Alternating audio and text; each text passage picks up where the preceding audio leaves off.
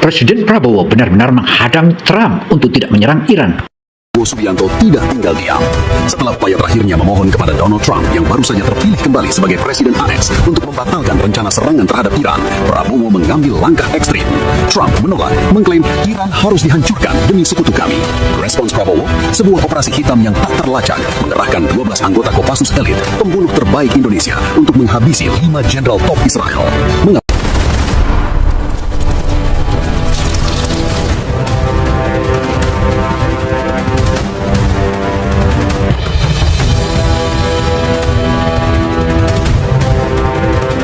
Saudara, akhir-akhir ini Presiden Prabowo mengalami berbagai macam ujian dan cobaan itu mengenai ketegangan dunia internasional. Tetapi ia juga tidak menyepelekan apa yang terjadi di dalam negeri. Karena itu saudara, ikuti berita ini hingga akhir karena ini sangat penting untuk melihat situasi nasional dan global. Prabowo adalah presiden andalan kita dan merupakan kebanggaan dunia. Dan melalui tangan dingin Prabowo, dunia akan diyakini akan aman damai dan juga bisa sentosa. Karena itu saudara, mari kita saksikan sebagaimana yang telah dipaparkan dan disajikan.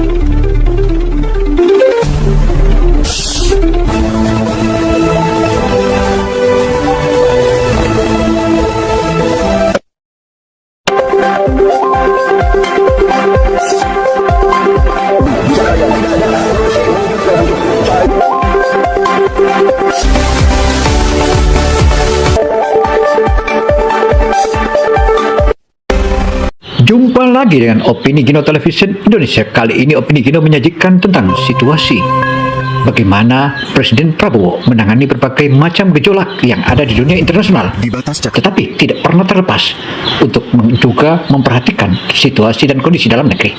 Karena itu, sejumlah analisis menyebutkan bahwa di periode keduanya Prabowo dipastikan dia akan memperoleh rating dan perolehan suara 80% ke atas, dan itu bukanlah isapan jempol belaka, kata sejumlah pengamat. Sehingga jika disandingkan dengan calon-calon presiden yang akan datang, tentu saja sama dengan bunuh diri. Presiden Prabowo benar-benar menghadang Trump untuk tidak menyerang Iran. Subianto tidak tinggal diam. Setelah upaya terakhirnya memohon kepada Donald Trump yang baru saja terpilih kembali sebagai Presiden AS untuk membatalkan rencana serangan terhadap Iran, Prabowo mengambil langkah ekstrim. Trump menolak, mengklaim Iran harus dihancurkan demi sekutu kami. Respons Prabowo, sebuah operasi hitam yang tak terlacak, mengerahkan 12 anggota Kopassus elit, pembunuh terbaik Indonesia, untuk menghabisi 5 jenderal top Israel. Menghadap Iran, Prabowo mengambil langkah ekstrim. Trump menolak, mengklaim Iran harus dihancurkan demi sekutu kami. Respons Prabowo, sebuah operasi hitam yang tak terlacak, mengerahkan 12 anggota Kopassus elit, pembunuh terbaik Indonesia, untuk menghabisi 5 jenderal top Israel. Mengapa Israel?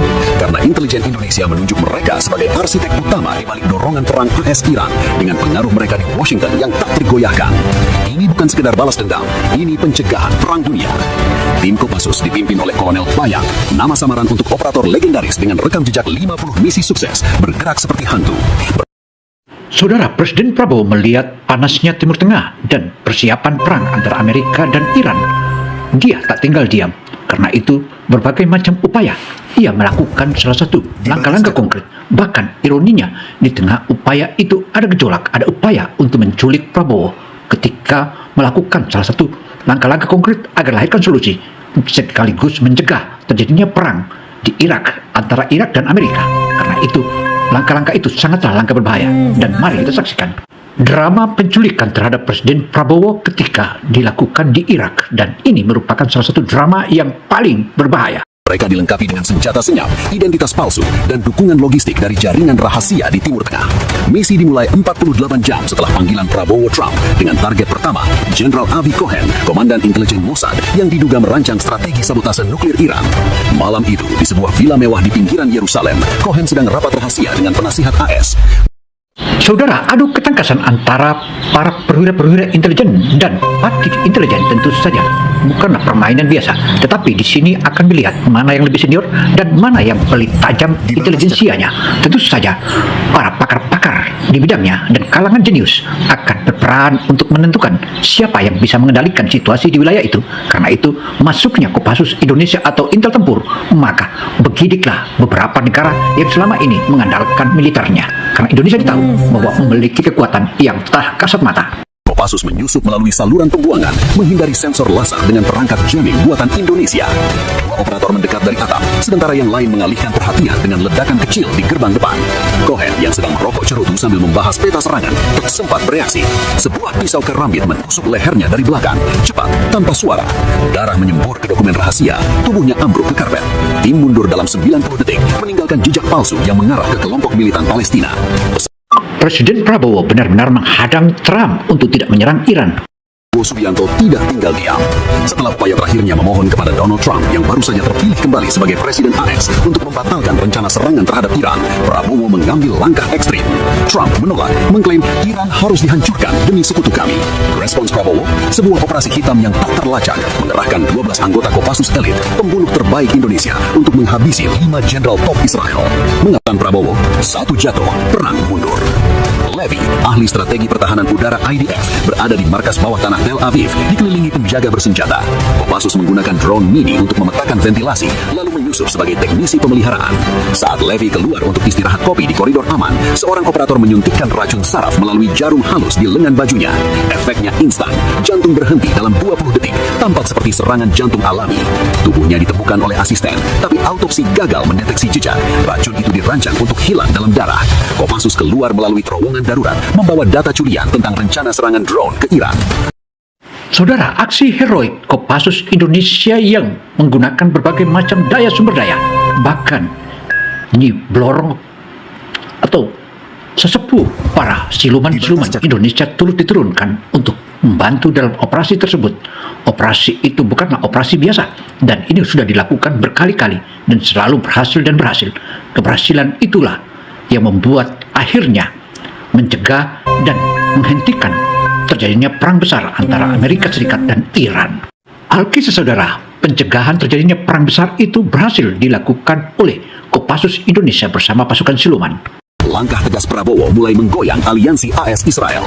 Goldstein, komandan pasukan khusus, sedang latihan malam di pangkalan Haifa. Tim Kopassus menyamar sebagai tentara Israel, memanfaatkan seragam curian dari operasi sebelumnya. Saat Goldstein memeriksa pos penjagaan, seorang sniper Kopassus dari bukit 800 meter jauhnya melepaskan tembakan senyap dengan peluru beracun. Peluru menghentam dada, merobek aorta. Goldstein jatuh, berteriak sekali sebelum napas terakhir. Kekacauan meledak, alarm berderi, tapi tim sudah lenyap ke laut dengan perahu karet. Bukti? Hanya casing peluru yang disengaja ditinggalkan, menyalahkan intelijen Iran. Prabowo menyaksikan dari Jakarta. Mereka pikir mereka tak tersentuh. Kami buktikan sebaliknya. Eitan, pakar cyber warfare yang mendukung serangan cyber AS ke fasilitas nuklir Iran, bersembunyi di bunker gurun Beersheba. Kopassus hack sistem keamanan menggunakan malware yang disusupkan via email phishing. Ironis mengingat spesialisasi Eitan. Saat dia keluar untuk rapat virtual, 4 operator menyerbu melalui pintu darurat. Perlawanan sengit. Eitan sempat menembak satu Kopassus di bahu, tapi itu tak menghentikan. Sebuah granat flash membutakan penjaganya, diikuti tembakan tepat ke kepala Eitan. Darah berceceran di layar komputer, menghapus data krusial. Tim evakuasi dengan helikopter curian meninggalkan ledakan sekunder untuk menghapus jejak. Misi ini hampir gagal, tapi ketegasan Kopassus menyelamatkannya. Target terakhir, Barak, arsitek aliansi militer AS Israel, sedang berlibur di resort Eilat dengan pengawalan ketat. Kopassus mendekat dari laut, menyamar sebagai nelayan. Saat Barak berenang di pantai pribadi, seorang penyelam Kopassus muncul dari bawah air, menariknya ke dasar dengan kawat leher. Perjuangan singkat, Barak menggeliat, tapi oksigen habis dalam 45 detik. Tubuhnya dibiarkan mengapung, tampak seperti kecelakaan tenggelam. Tim mundur ke perbatasan Yordania, menyelesaikan misi dalam seminggu. Pesan akhir dari Prabowo, perang dicegah dengan darah mereka. Operasi ini mengguncangkan dunia. AS menunda serangan ke Iran, Israel dalam kekacauan. Prabowo dari Istana Merdeka tetap bungkam, tapi dunia tahu Indonesia tak lagi diam. Ini bukan akhir, ini peringatan tajam bagi siapa saja yang mengancam perdamaian.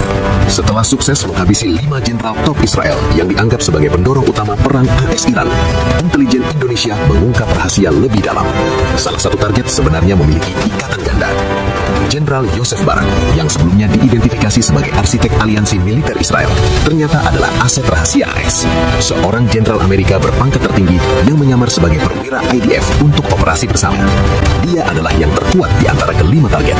Veteran perang Irak dan Afghanistan, ahli strategi nuklir, dan pemimpin bayangan di balik pengaruh AS di Timur Tengah. Prabowo tidak puas dengan pembunuhan semata. Dia perintahkan Kopassus untuk membawa jasadnya kembali ke Indonesia. Bukti tak terbantahkan bagi dunia. Tim Kopassus yang sudah berada di Eilat pasca eksekusi Barak langsung beraksi. Saat tubuh Barak mengapung di pantai, dua operator menyelam kembali, mengikatnya dengan jaring khusus anti dekomposisi dan menariknya ke perahu karet. Pengawalan Israel sibuk dengan kekacauan di resor, memberi waktu 10 menit krusial. Jasad itu dibungkus dalam kantong vakum, disuntikkan pengawet militer untuk menjaga integritas, dan dievakuasi ke kapal selam ini yang menunggu di Laut Merah. Perjalanan ke Indonesia memakan waktu 72 jam, melewati Samudra Hindia dengan dukungan kapal tanker sipil yang disamarkan sebagai pengangkut minyak. Tidak ada deteksi, radar AS terganggu oleh jamming elektronik dari satelit Indonesia. Tiba di markas besar TNI di Cilangkap, Jakarta Timur, jasad Barak diterima oleh Prabowo sendiri di ruang bawah tanah yang dijaga ketat. Tubuh itu telanjang, penuh bekas perjuangan, memar di leher dari kawat garote, mata terbelalak dalam kematian yang mengerikan.